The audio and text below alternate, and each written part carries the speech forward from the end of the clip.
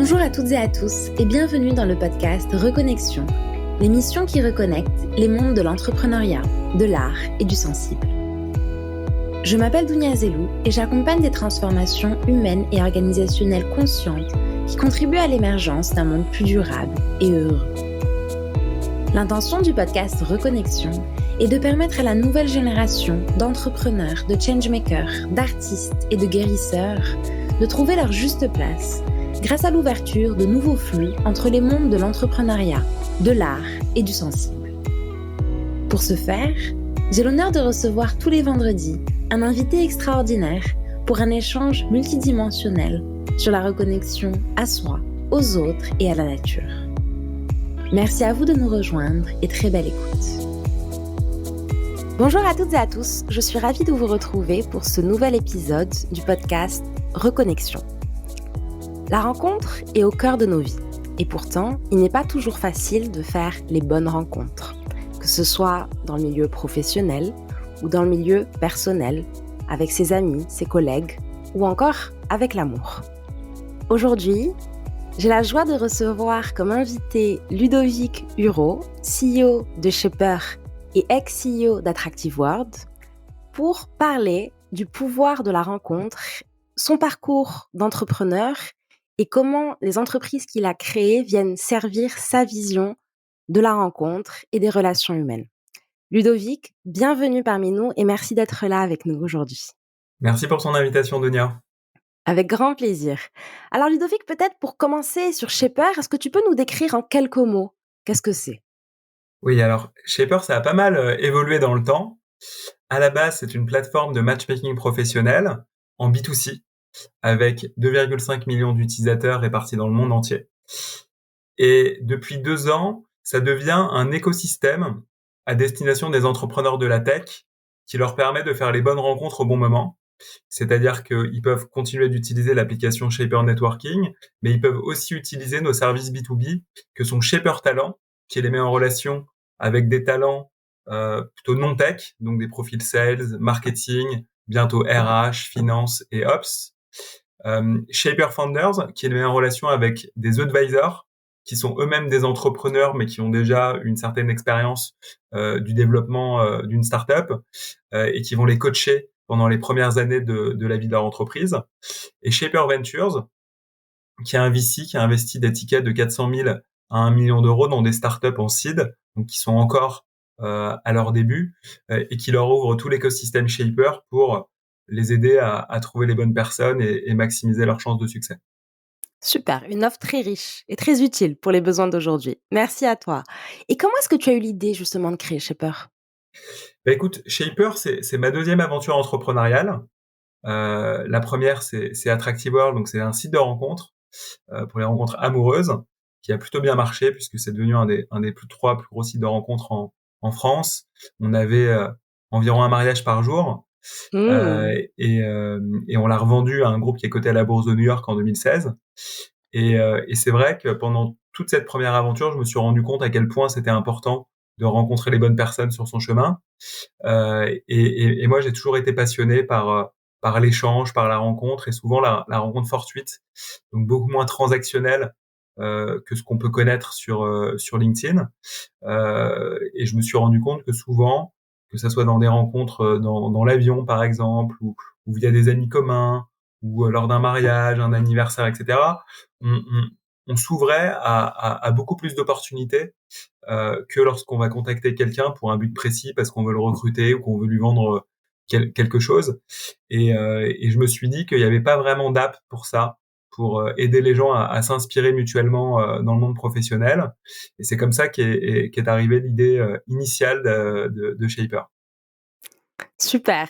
Je partage ta vision sur le fait de s'ouvrir, en effet. Alors, à titre personnel, et c'est aussi une des raisons pour lesquelles je te suis depuis quelque temps, c'est que moi, j'utilise Shaper depuis environ 3 ans maintenant et j'ai fait de nombreuses rencontres sans forcément savoir ce qu'elles allaient devenir quelque part. J'ai rencontré des clients, des prospects, des personnes avec qui j'ai failli m'associer sur des projets entrepreneuriaux.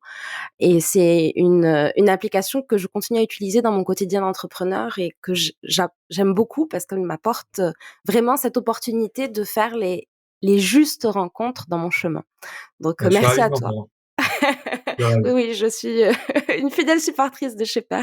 Donc merci à toi et toute l'équipe de l'avoir créé parce que je suis d'accord avec toi, on est dans un monde où on a besoin des rencontres, on a besoin d'échanger, de grandir ensemble. On est fait de toute façon pour vivre, pour vivre ensemble et on a des talents différents à partager et en même temps avec ce qui s'est passé les 2 dernières années, la pandémie, le confinement, le télétravail aussi, quelque part, on peut se sentir aussi vite seul et isolé. Et des applis comme celle que tu as créée, avec ces 2 objectifs, sont aussi là pour aider à Ouais, et je s'ouvrir. pense aussi qu'on est quand même dans un monde où on a envie d'efficacité, Mmh, et du coup, on va souvent développer dans sa vie professionnelle des relations, assez intéressées, on va dire sans que ça soit péjoratif. C'est parce qu'à un moment, il faut bien entendu faire avancer les choses et lorsqu'on a besoin de recruter, bah, on va aller contacter des gens qui correspondent pile à son besoin, par exemple.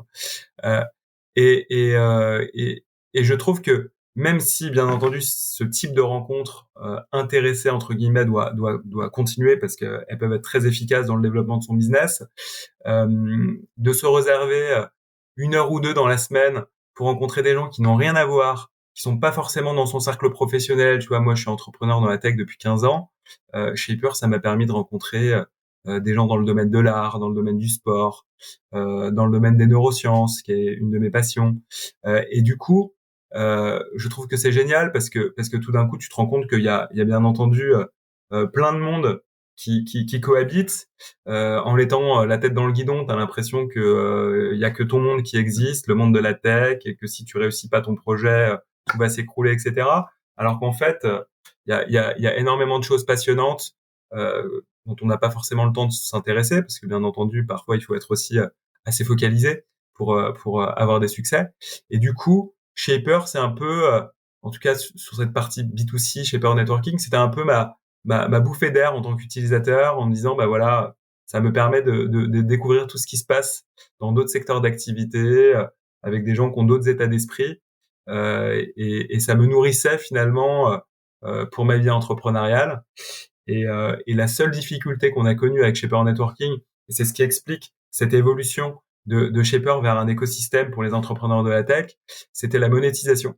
ouais. Contrairement à Attractive World où on n'a eu aucun mal à faire payer les gens, et pourtant l'abonnement était assez cher, hein, c'était 60 € par mois, et on est passé de 0 à plus de 45 000 abonnés payants sur Attractive World. Sur Shaper, en fait, on avait du mal à monétiser le B2C parce que justement les gens ont du mal à payer pour de moi ce que j'appelle la serendipity. Je sais pas Mmh, si c'est un terme qui va parler à tes auditeurs, mais la serendipity, c'est l'art de provoquer la chance sans la rechercher. Et du mmh, coup, bah, c'est ce que tu disais, c'est quand tu rencontres des gens sans vraiment trop savoir à quoi t'attendre, tu vas pas payer préalablement pour ce type de rencontre, aussi inspirante soit-elle dans un second temps. Et du coup, c'est difficile à monétiser.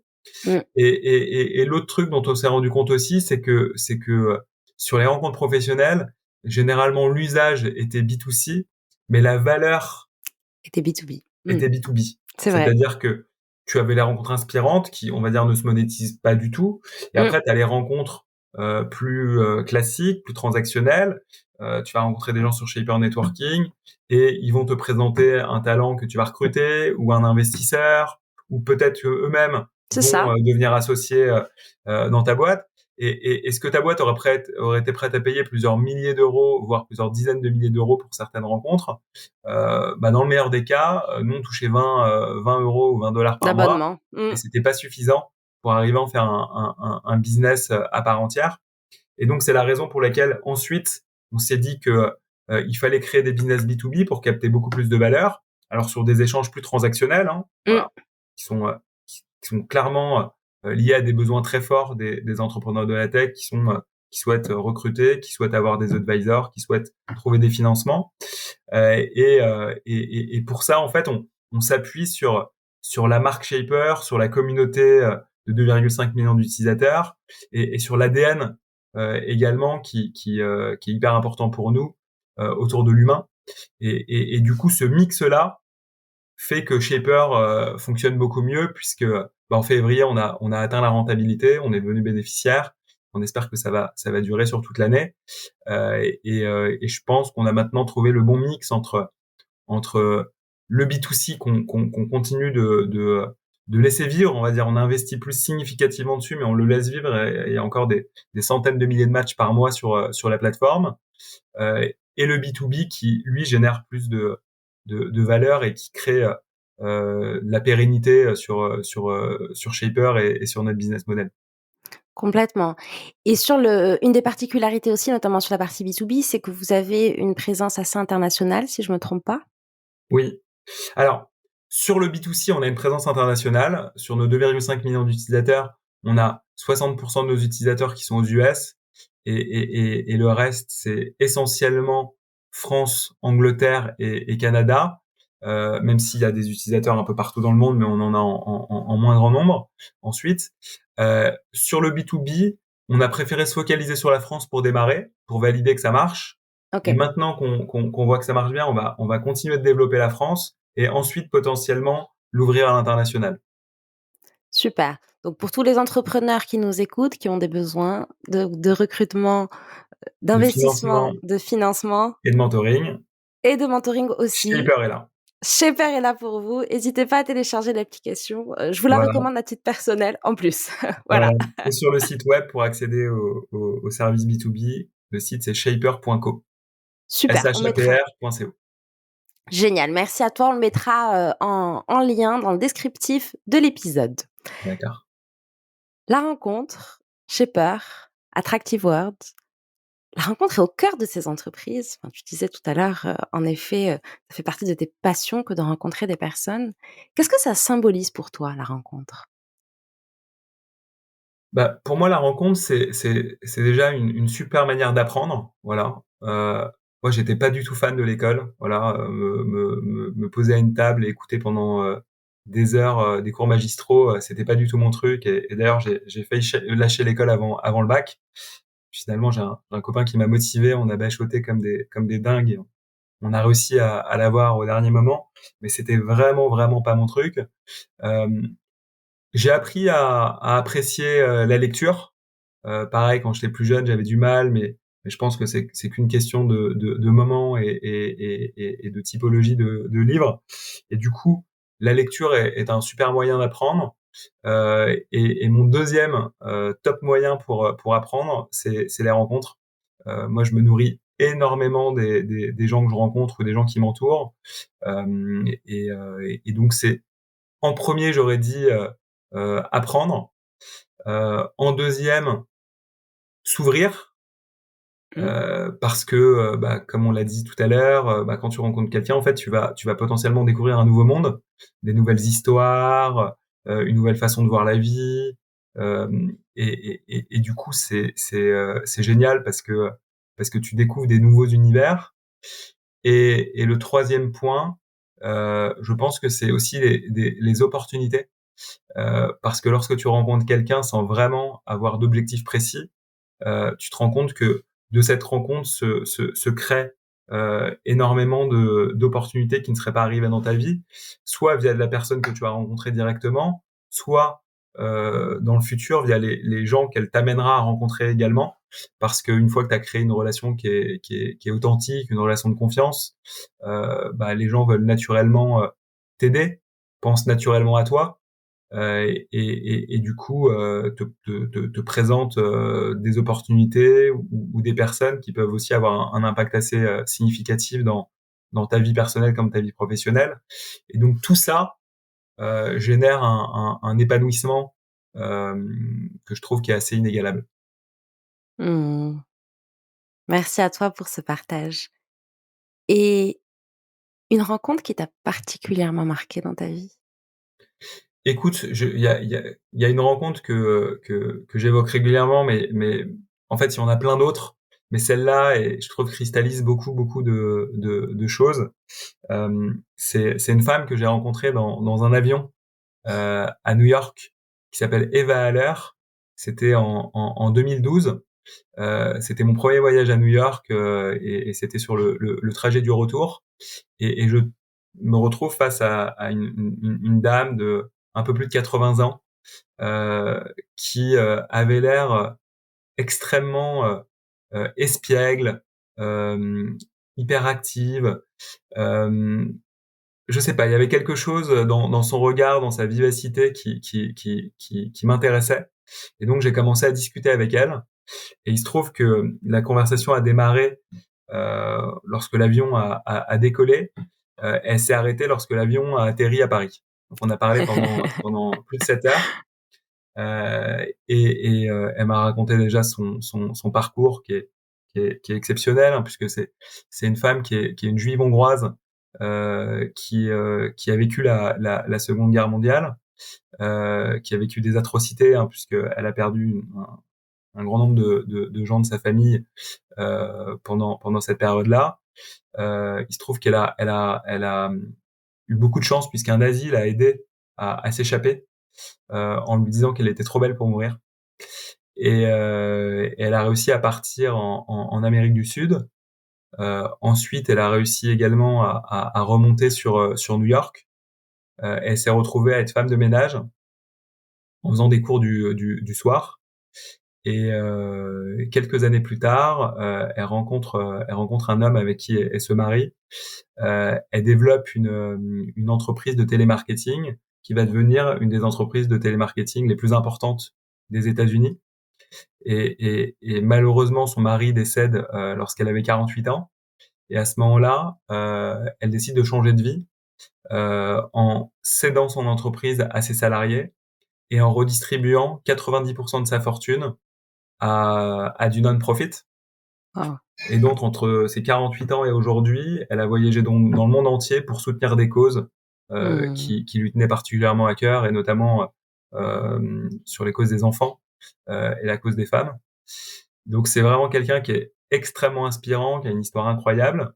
Et lorsqu'on s'est quitté, à la sortie de l'avion, elle m'a présenté son nouveau mari qui était en fait, l'avion était plein et du coup moi j'avais été séparé de mon associé et elle avait été séparée de son mari, et c'est comme ça qu'on a pu se connaître.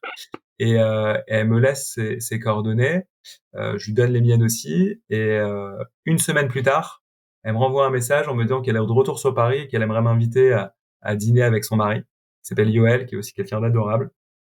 Et on passe un super moment. On reste en contact ensemble pendant les 12 ou 18 mois qui suivent. Et en 2014, je commence à réfléchir à sortir de mes fonctions opérationnelles de Shaper. J'avais même déjà le projet Shaper en tête, d'Attractive World. J'avais déjà le projet Shaper en tête. Et je lui écris en lui disant, écoute Eva, je vais aller vivre aux États-Unis.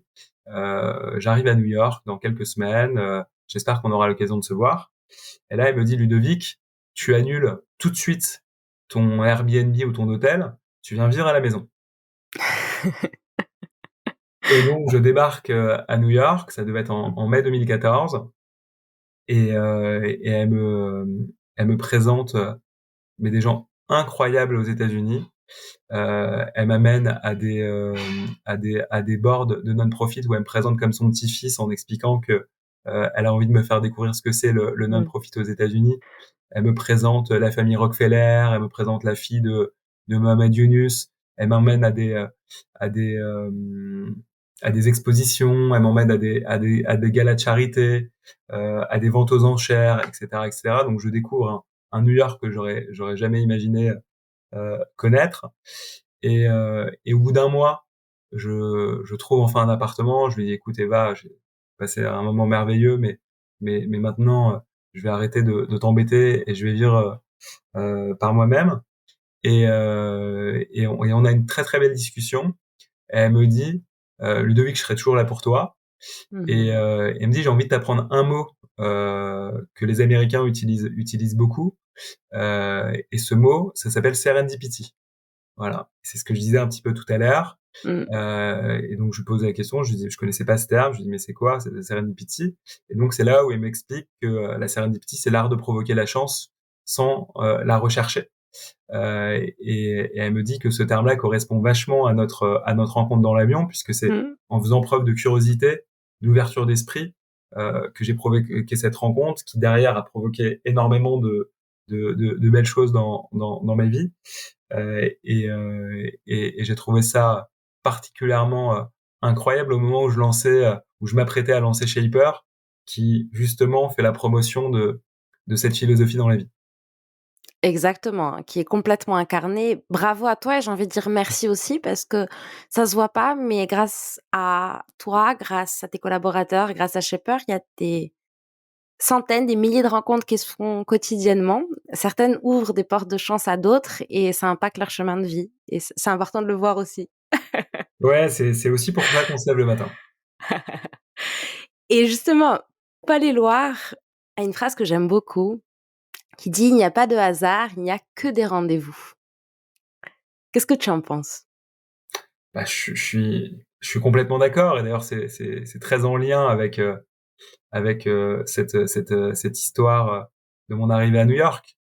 Je pense qu'il faut savoir provoquer la chance et que la meilleure manière de provoquer la chance, c'est en débranchant son cerveau parce que lorsqu'on rentre dans le mental, on est dans le transactionnel, on est dans la réflexion, on est beaucoup moins dans l'émotion, on est beaucoup moins dans les sensations et on perd une autre forme d'intelligence que moi je trouve encore plus puissante.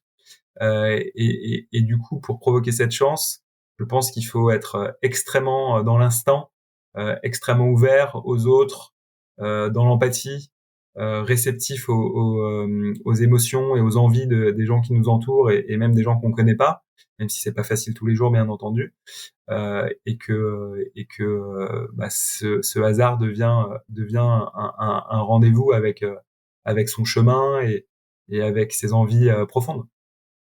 Complètement. Je suis complètement alignée avec ta vision. Merci à toi, Ludovic. Un livre qui t'a marqué dans ta vie d'entrepreneur? Écoute, il y a beaucoup de livres qui m'ont, qui je pense ont eu un impact dans mes vies d'entrepreneur. Il y en a un qui m'a juste tout simplement changé la vie tout court. C'est un livre de développement personnel qui s'appelle Le pouvoir du moment présent. Mmh. Parce que c'est vrai que moi, quand j'étais plus jeune, aujourd'hui j'ai 39 ans, euh, mais quand j'étais ado ou jeune adulte, j'étais pas extrêmement bien dans ma peau. Je manquais beaucoup de confiance, j'avais des un vrai sujet de une certaine angoisse, de une mauvaise maîtrise de mes émotions, parce que je pense que c'est quelqu'un d'assez émotif et du coup les émotions avaient tendance à me paralyser plutôt qu'au contraire me donner un certain élan et une capacité finalement de leadership. Et c'est ce que j'ai compris plus tard en fait. Pendant très longtemps, je refusais mes émotions. J'étais assez triste en fait de ressentir ce flot d'émotions en moi qui avait tendance plutôt à me paralyser. Et à un moment, je me suis dit, bah en fait, si je suis capable de me concentrer sur le moment présent, bah, les émotions qui sont liées à des angoisses sur le futur vont probablement disparaître. Et donc, je m'y suis un peu intéressé. J'avais 22-23 ans, c'était à l'époque où je travaillais en private equity, et je suis tombé sur ce livre d'Eckhart Tolle qui s'appelle Le pouvoir du moment présent et qui a mis des mots sur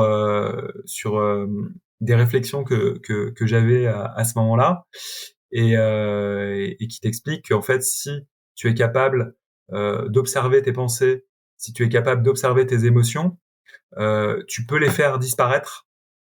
Et il t'explique également que lorsque tu es dans le présent, tu es beaucoup plus intelligent que lorsque tu es dans le mental, à toujours vouloir te projeter. Ça ne veut pas dire, bien entendu, qu'il ne faut pas utiliser son mental, puisque il y a des moments où c'est important de planifier les choses pour prendre des bonnes décisions, mais que la plupart du temps, cette petite voix que tu as dans la tête a tendance à projeter des scénarios pour t'angoisser, pour te faire peur.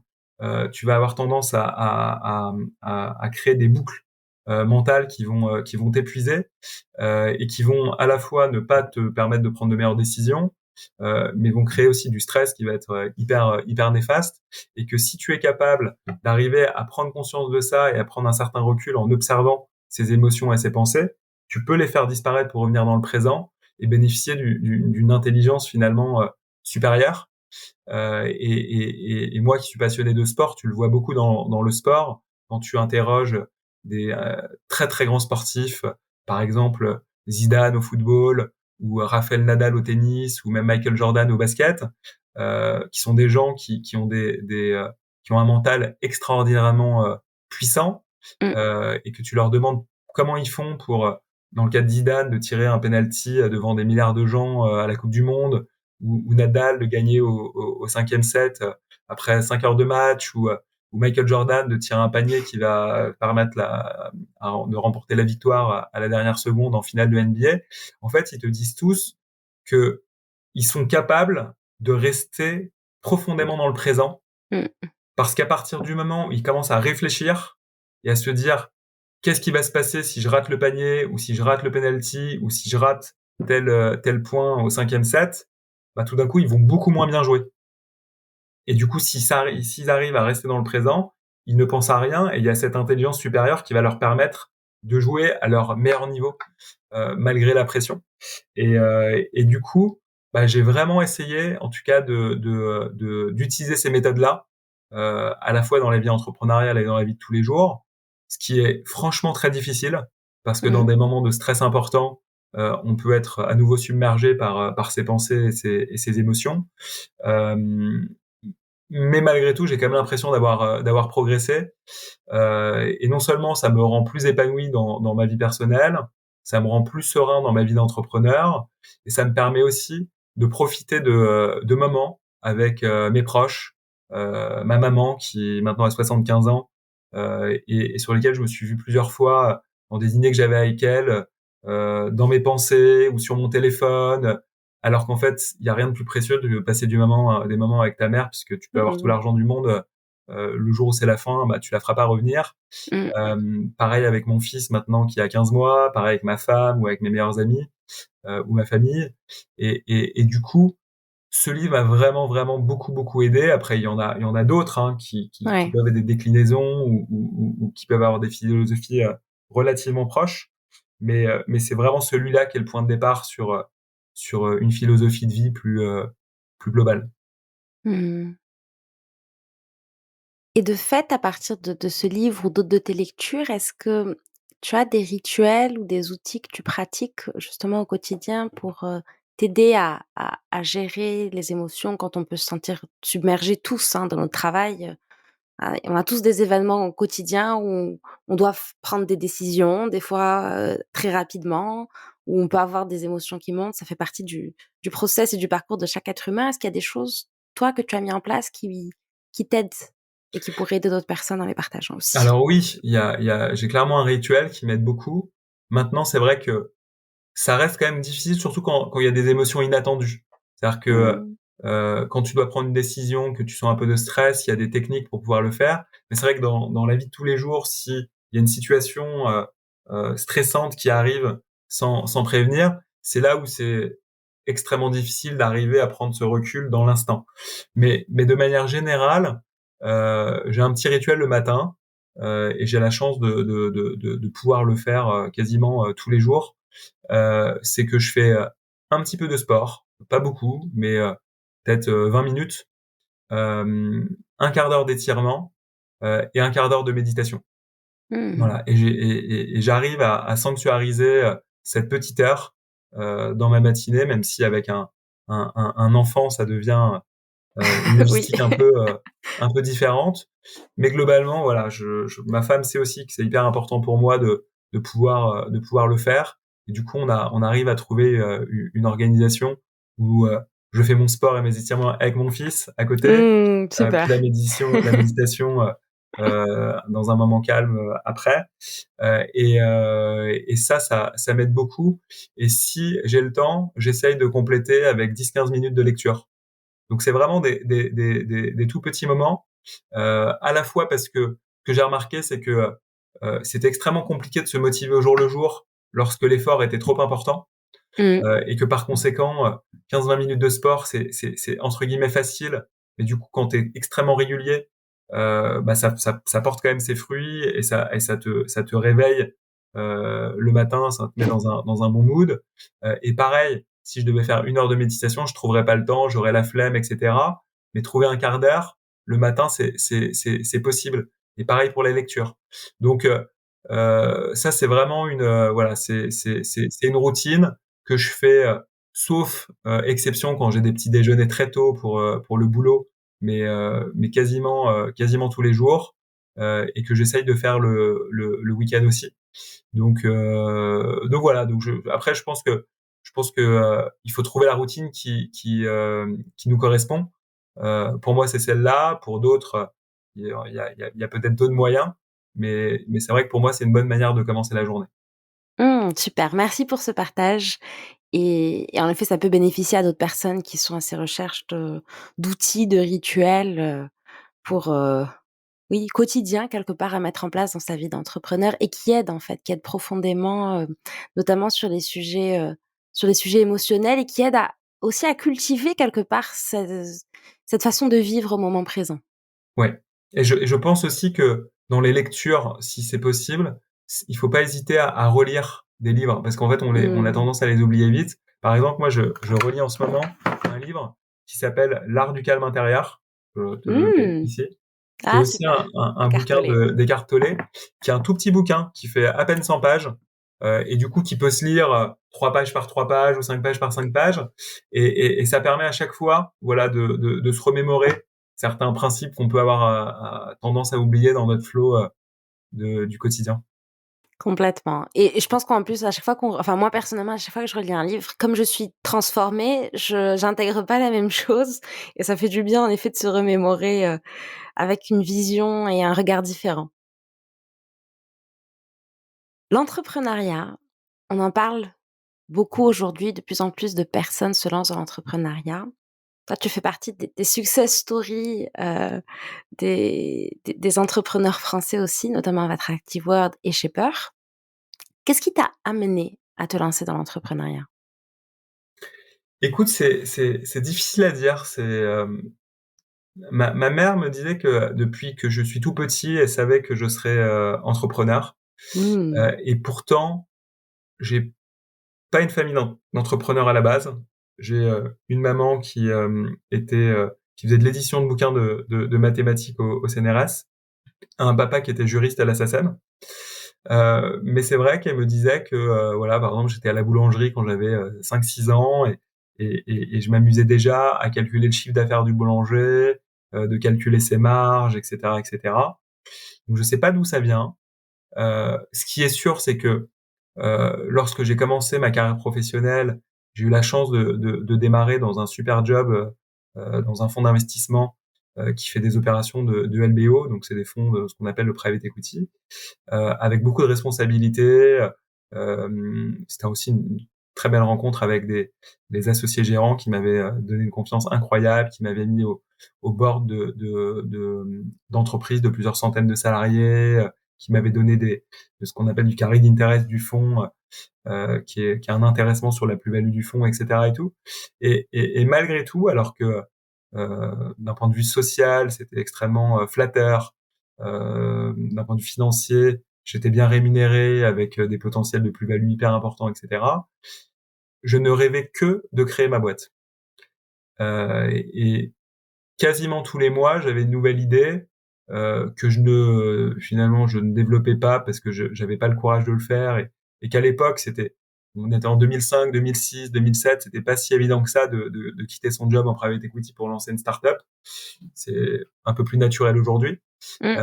Et du coup, euh, j'avais vraiment quelque chose qui me démangeait, et je sais pas te dire si c'était l'aventure humaine, si c'était la liberté, euh, une perspective de gain aussi, hein, parce que malgré tout, alors peut-être encore un peu plus quand j'étais jeune, il y a quand même une vraie motivation financière que je voyais pas forcément comme euh, un moyen de m'enrichir matériellement, mais plus un moyen d'être libre et de faire les projets que j'ai envie de faire, ou de soutenir les causes que j'ai envie de soutenir. Mmh. Même si, encore une fois, bien entendu, quand tu as de l'argent, tu aspires à avoir un appartement qui te plaît, à faire des vacances qui te plaisent, etc. Mais en tout cas, pas sans que ça soit euh, dans le trop. Mmh. Euh, et, euh, et du coup, je pense que c'est un mix de tout ça qui m'a donné envie d'entreprendre, et qu'au-delà de ça, j'ai l'impression que pour moi, c'était avant tout un mode d'expression. Mmh. C'est-à-dire que je suis pas artiste dans l'âme, mais que dans l'entrepreneuriat, je me sens vraiment bien. Je sens que c'est pour moi une manière de communiquer avec le monde, de communiquer avec les gens qui m'entourent, et de faire passer des idées, des utopies parfois. Et ouais, je pense que si je devais résumer la motivation première en y réfléchissant, parce que tu vois, j'avais jamais réfléchi avant, je pense que c'est vraiment plutôt un mode d'expression avant tout. C'est très beau et c'est très puissant. Merci. Merci, c'est gentil. C'est et si je peux me permettre, c'est bien incarné aussi parce qu'en plus, voilà, tes projets et ce que tu as créé est complètement aligné avec ta vision, ton histoire aussi de la rencontre. Donc on retrouve, un alignement et une authenticité, qui en découle. En plus d'avoir été précurseur dans les entreprises que tu as lancées et comme tu as dit aussi de te lancer dans l'entrepreneuriat à un moment où c'était moins naturel qu'aujourd'hui. Aujourd'hui, c'est un peu Ouais, plus ouais, c'est vrai que facile. peut-être que certains de tes auditeurs ne s'en rendent pas compte, mais c'est vrai qu'en 2006-2007, se lancer dans l'entrepreneuriat, c'était un peu comme un saut dans le vide. Mmh. C'est-à-dire il y avait pas d'écosystème quasiment. Il y avait pas de VC qui investissait en seed à part un. Il y avait très peu de business angels qui investissaient dans des startups. Il y avait beaucoup moins de talents qui avaient déjà de l'expérience dans la tech. Du coup, tout ça faisait beaucoup plus peur. Et c'est vrai que moi, je suis venu d'une famille où justement cette culture du risque n'était pas forcément omniprésente. Donc, il a fallu vraiment faire un grand saut dans le vide. Et j'ai été beaucoup aidé par mes deux meilleurs amis, qui eux étaient Mmh. déjà entrepreneurs, même s'ils n'étaient pas du tout dans la tech, ils étaient dans l'immobilier, qui s'appellent Nicolas Herman et Rodolphe Ferreira, et qui sont toujours mes deux meilleurs amis d'ailleurs, qui m'ont convaincu de quitter mon job à l'époque en me disant que ils sentaient bien que je ne serais jamais épanoui si je n'entreprenais pas, et que si à 24 ans, alors que j'avais pas de problème financier, que j'avais pas de traite à rembourser, que j'avais pas d'enfants à nourrir, je ne faisais pas, peut-être que je le regretterais toute ma vie. Et du coup, ils m'ont fait prendre la meilleure décision de ma vie, en tout cas d'un point de vue professionnel. Et pour ça, je les remercierai jamais assez. Euh, donc ouais, c'est sûr que pour moi, il y a vraiment eu un avant et un après le démarrage d'Attractive World. Et je pense aussi que j'ai eu la chance de pouvoir lancer des projets qui à la fois me correspondaient et qui me tenaient particulièrement à cœur. Mmh. Voilà. Donc bien entendu que l'argent reste important, mais pour moi, ça a toujours été une conséquence.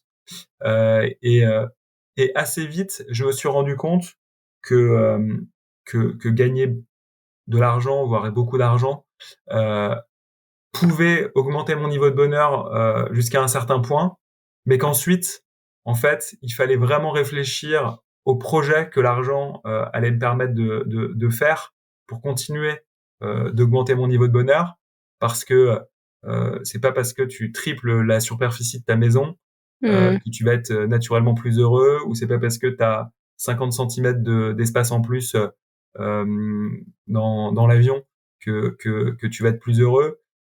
Et c'est pas parce que tu fais un étoilé Michelin tous les jours que tu vas plus l'apprécier, au contraire. Et du coup, je pense que c'est vraiment, enfin, on- on- le système a tendance à nous laisser penser qu'on sera beaucoup plus heureux Tout à fait. plus on a d'argent. Et je pense que c'est vrai jusqu'à un certain point. Voilà, il y a un Mmh. moment où tu augmentes ton niveau de confort et ton niveau de liberté, et ça peut avoir tendance à te rendre plus heureux. Mais ensuite, l'argent supplémentaire doit vraiment être réfléchi Mmh. pour que ça crée un sens supplémentaire dans ta vie, plutôt que un stress de le perdre ou de mal l'investir, etc., etc. Et ça, j'ai eu la chance de le comprendre relativement tôt.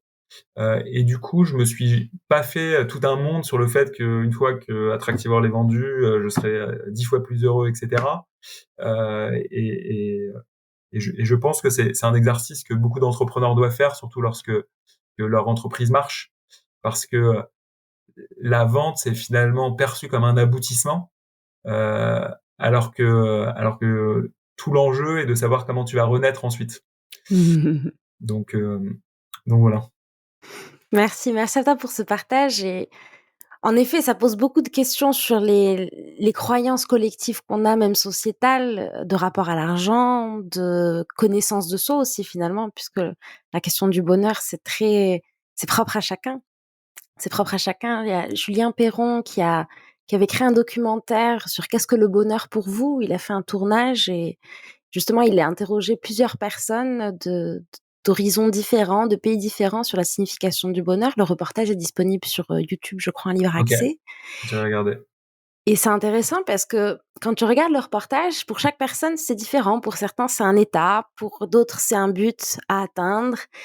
Et finalement, se poser la question de c'est quoi le bonheur pour moi, et même qu'en tant qu'entrepreneur, les questions de c'est quoi le bonheur, c'est quoi la réussite, ça amène à relativiser quelque part, comme tu dis, et finalement trouver à chacun son propre équilibre de combien d'argent j'ai besoin pour avoir une vie confortable, qu'est-ce que ça veut dire pour moi et comment je le réutilise, comme tu dis, pour pas que ça devienne une cause de stress plutôt qu'une cause d'épanouissement ou une source aussi d'énergie, puisque l'argent, c'est aussi un moyen pour continuer à faire grandir son entreprise, ses Bien sûr, projets. ça peut être un super moyen. C'est pour ça que je, je pense que, que le système actuel peut avoir des très très gros défauts quand il arrive dans ses extrêmes et génère de la cupidité, mais il peut être aussi, si il est remis pour des intentions plus positives et plus Mmh, impactantes, ça peut être un système qui génère beaucoup d'énergie qui vont dans le même sens pour régler des grandes causes de notre société actuelle. Donc tout l'enjeu, voilà, c'est de se poser les bonnes questions, je pense, d'arriver à prendre un petit peu de recul, d'essayer de contrôler aussi son ego, hein, puisque c'est vrai qu'on est aussi dans un monde où en fait l'argent, ça permet de mettre une métrique assez facile de mesure du succès, même si pour moi c'est pas la bonne. Et du coup, bah, à partir du moment où tu rentres dans un espèce de jeu avec un classement, ton cerveau a tendance à vouloir le gagner et ça renforce encore ton ego, mais pour des mauvaises raisons. Et je pense que c'est comme ça qu'on peut à terme se perdre un petit peu. Mais par contre, si cet argent, cette volonté de gagner plus d'argent est mis à contribution d'une cause plus positive, ça peut aussi générer beaucoup de choses épanouissantes et donc du bonheur, quoi. Donc voilà. Moi, je trouve quand même que le bonheur, il part avant tout de la tête. C'est vraiment dans la tête. J'en discutais avec ma femme récemment. Euh, Parfois, tu te lèves, t'es un peu stressé, t'as l'impression que les choses vont pas bien. Tu vas t'enfermer dans une chambre ou un espace et tu vas méditer un quart d'heure, 20 minutes, et tu vas revenir et tu vas te sentir heureux. Et pourtant, il s'est juste rien passé dans ta vie. Ton compte en banque n'a pas augmenté, ta santé n'a pas changé. Enfin, et pourtant, tu vas te sentir beaucoup plus heureux. Donc, pour moi, c'est vraiment, voilà, avant tout, une capacité à maîtriser un petit peu son cerveau et les réactions chimiques qui te poussent dans ton corps et qui peuvent être soit agréables, soit désagréables, et que tu maîtrises à la base assez peu. Et si tu peux apprendre à les maîtriser un tout petit peu plus, ou en tout cas prendre du recul là-dessus, ça peut t'aider à créer un bonheur un peu plus profond. complètement, je suis complètement d'accord avec toi. On parle aussi de mindset, de façon de voir les choses, de perception et la conscience de soi et le fait justement de se dire: «Bah, au lieu de je vais aller prendre ces 15 minutes de méditation ou je vais aller marcher dans la nature parce que je sens que j'en ai besoin», ça peut changer complètement, bah, le cours de la journée. Exactement. Mais c'est comme parfois des conversations importantes que tu peux avoir, si tu les fais dans une salle de réunion fermée, ou si tu les fais en allant te balader dans un parc avec ton associé, à la fin, tu vas pas du tout aboutir à la même conclusion. Ta créativité va être décuplée dans le cadre d'une balade. Euh, donc, l'environnement et les conditions dans lesquelles on se met ont un impact qui est vraiment pas négligeable, en fait, dans la façon dont fonctionne notre cerveau et du coup sur les conséquences de certaines décisions. Donc, je pense que on n'a pas suffisamment conscience. En tout cas, moi, je sais que j'ai pas été élevé là-dedans et à l'école, on te sensibilise pas du tout sur la compréhension de son cerveau.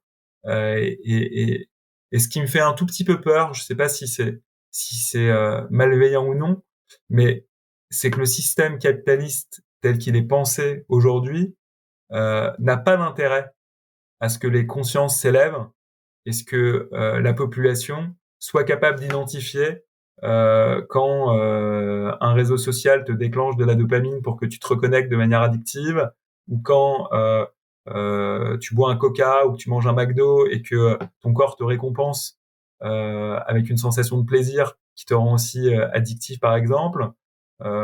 Et du coup, je pense que si la société élève les consciences, et notamment à l'école, peut-être que les consommateurs se comporteront différemment. Et j'ai l'impression que c'est un mouvement qui arrive déjà aujourd'hui, et que ça sera peut-être un peu plus difficile de vendre via des publicités, par exemple, ou des méthodes de marketing traditionnelles. Donc, je sais pas si c'est dans l'intérêt du système capitaliste tel qu'il est aujourd'hui que les consommateurs soient capables de beaucoup mieux maîtriser ce type de reward qui est la dopamine.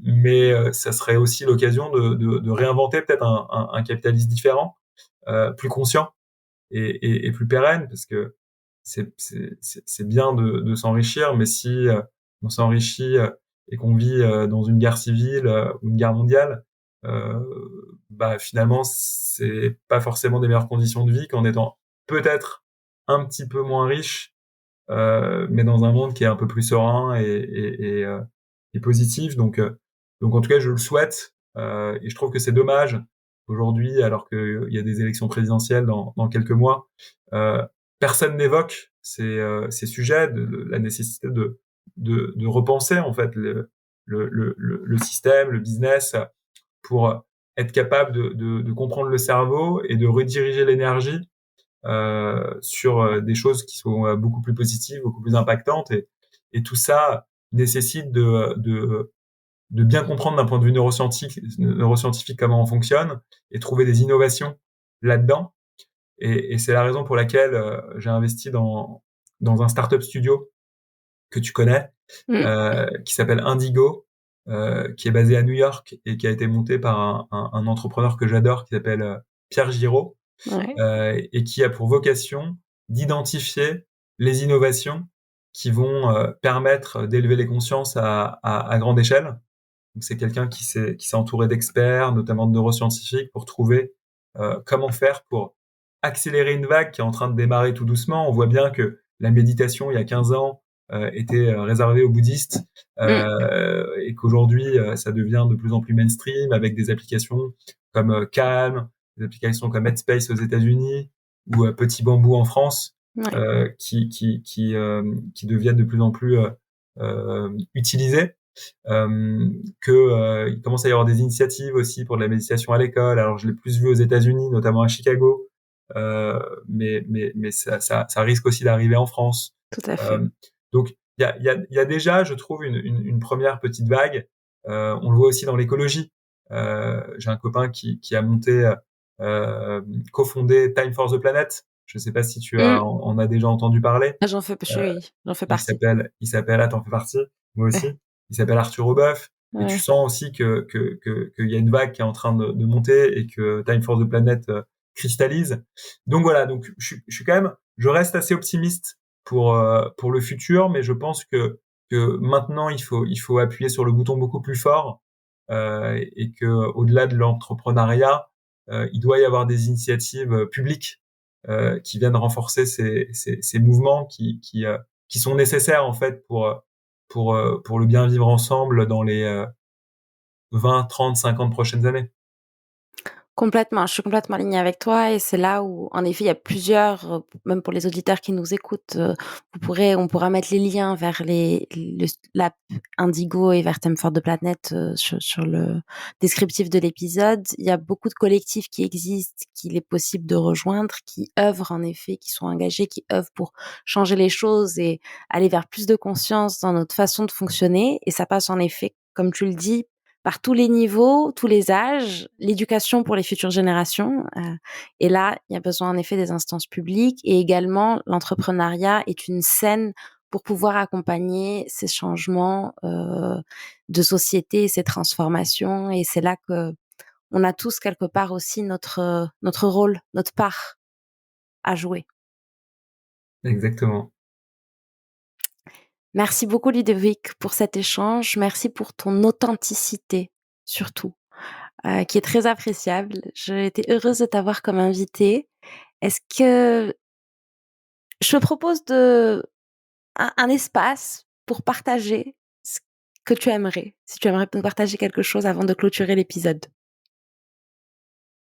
Écoute, je déjà je te remercie parce qu'on a parlé de beaucoup de sujets qui me tenaient particulièrement à cœur et que j'ai pas forcément l'occasion, d'évoquer, dans d'autres podcasts qui sont peut-être, un peu plus tournés vers l'entrepreneuriat et le business.